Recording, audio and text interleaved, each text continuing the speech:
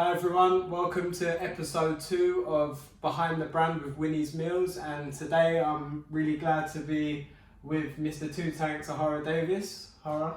Glad to be here. You know, I need to have this meal. I literally went in gym a couple of hours ago and I haven't had any food since, and I'm absolutely starving. What did you do today? I've done sparring. I'd sparred 10 rounds, 3 different people coming in fresh. Right. So I've done 3 rounds with one, 3 rounds with the other, and 4 rounds with the last guy. And yeah, it was really good work. Good stuff, because obviously this is the business end of camp, because you've only got 2.5 weeks left. So for those who don't know, Ohara Davies is officially the first Winnie's Meals athlete. When we started, the first fight was actually November 2016. Andre Scarpa. Yeah, Andre Scarpa, I remember years ago. That's it. So 3.5 years he's been eating these Winnie's Meals and still not bored of it. Brilliant. And obviously they've been improved since as well, but we'll get onto that. So Ohara, obviously maybe let's chat about how we even got started. So this was years and years ago. Yeah. I got introduced to you through Tony Sims, my old coach. He says to me, you know what, I know someone who does meals, he does meal preps, and you know, it'd be good if you get on board. And I thought, yeah, you know what, I would say yeah. I didn't really know anything about meal preps. I didn't know what meal preps were. Yeah. I just literally go gym, after the gym I go down to Greg's or I go down to Nando's and get a meal. I've never heard of a meal prep. I thought, what's a meal prep? And then I met you at a boxing show and we had a little chat and you was like, yeah, you know what, I'd like to get you in the meal prep. So I thought, let me give it a go. And I gave it a go, and 3.5 years later, we're still here. We're still here, exactly. So yeah, it was, I remember, I'll never forget the first time we sat down and we sat down at that Turkish restaurant. I remember, yeah. And we were talking about what you were eating before, and you were eating like jelly babies and like Haribos and all that kind of stuff during camp, fizzy drink, like that. So yeah, we've definitely cleaned things up since then. So 9 camps on, made weight 9 times, no problem. Easy work. Good stuff. So how does obviously let's talk a bit more about your boxing. How did you get into boxing? Many years ago, how I got into boxing. I used to live quite a gang-related lifestyle, heavily involved in gangs. Nearly went to jail. I was in Crown Court from the age of 15. I was in Crown Court, a jury, a judge. I was looking at facing some serious jail time, and I used to go to a certain youth club. And they had a boxing coach who used to come in every Wednesday, and he used to bring in food, gloves and the pads, and he would take all of us on the pads. And it wasn't just me, there was about 30 of us, between 30 to 35 of us. But I'm the only one that went back every single Wednesday. I went back. So I went from 40 down to 35 to 30 down to 20 until it was just me. And so what happened is that they couldn't afford him anymore, so he had to leave, but he took my phone number.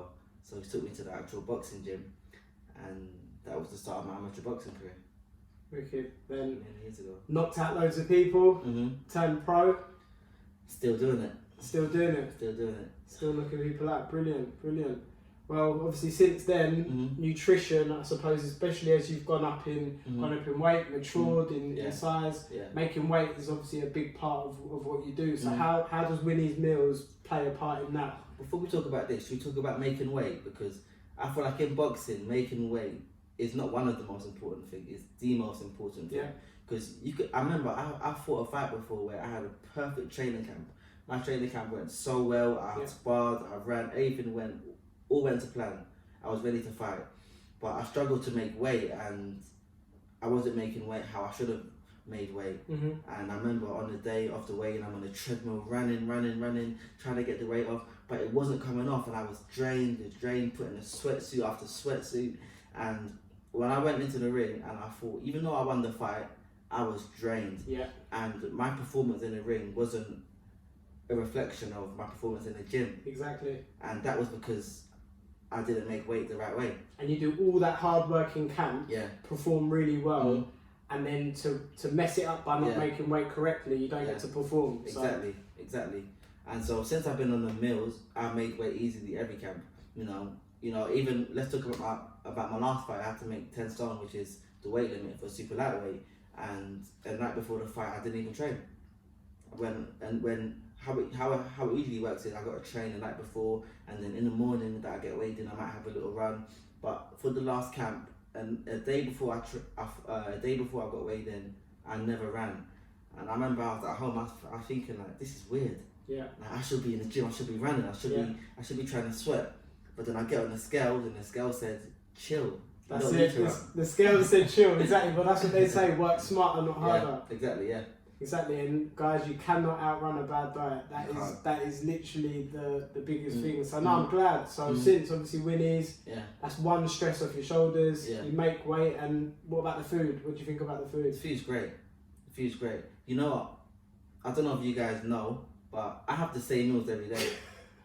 Winnie's meals have got so much different options, so many different options. The foods are all nice, but I have the same meal every day. I said to you, Shaun, I want this same meal every single day, and I don't complain. I never get bored. I never feel like nah, because it tastes good and it's healthy.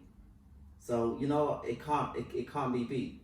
It cannot be beat. There we go. Other meal companies have, you know what I mean, I've been approached by other people, but I'm like, nah, when something isn't broken, don't try fix it. There we go. And they got meal prep companies everywhere now, but I never heard of a meal prep before I met you. But since you've made this, I've seen 1,000 people now come out and say, I want to sponsor athletes, but if something isn't broken, don't try to fix it. There we go. And I've been in a good place all these years. I've made weight so much times, and yeah, all good. Wicked. So look, can't go wrong with that. Really glad that obviously we've become. It's almost we've become part of the camp. Yeah. Part of your preparation, and you've obviously got. You do your strengths work with some person, you do your fitness with someone else, you do your pad work, and we've become part of that as well. And we're really blessed, obviously, to have to be part of that. Another point I think I should make, which is quite important, is that a boxer, you can't give one person every role. A boxing coach doesn't understand everything about nutrition. The nutritionist doesn't understand everything about how to fight, what angles to do, what angles to move. It's like if I came up to you and I was like, Shaun, tell me what shots to throw. Or tell me what angle to move. You can't do it. That's not your specialty. Exactly. And I feel like we need to get different people on board. You need a strength coach, a fitness coach, a boxing coach, a nutritionist. All of these things are all so important, because that's what's going to make you, as the athlete, the best that you can be. There we go. Well, that's you heard it there. Can't really put it better than that. I've been talking so much, but this is the last point I was go making. on. Meal preps are important. But I feel like it wouldn't be so much important if I was playing darts, because you know when you play darts, they go out there, they drink beer. What you got to do is get a little dart and you got to throw it on the thing. Yeah. Simple. Yeah. Or if you're doing something like, if you're doing, what's it called? Snooker. Yeah. If you play snooker, listen, your diet doesn't matter. But when you're in combat, when you're in a physical sport, it's important. When you want to live a healthy lifestyle, even if you're not in sport, if you want to live a healthy lifestyle, is important. For anyone watching this that might not be into boxing or might not be into sports, meal preps are the best thing, because these people are at work Monday to Friday. They're at work. During their lunchtime, they go up to the local McDonald's, get a cheeseburger, because it's just nice and easy. People don't like to, you know, I can't cook. I don't wanna come home having to make foods. I'm too busy for that. Or if I'm out and about, I just want something fast to go down to breakfast, to go down to McDonald's. Why not get a meal prep? It'll be cheaper than what you pay in like a Five Guys, in the Nando's, and it's healthier. It can't win. Win. Winnie's meals. Win with Winnie's meals. Cool.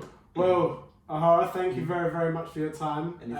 It's really appreciated as always. And for the guys who don't know, Ohara will be fighting in the semi-final of the Golden Contract tournament on the 21st of February. So it will be, of course, keeping a close eye on this guy's weight and making sure he makes weight the way he always does and feels great whilst he's performing in the ring. So thank you all for watching. Ahara, thanks again. And see you soon. Can I have this meal now? You can. Yeah. Thank you.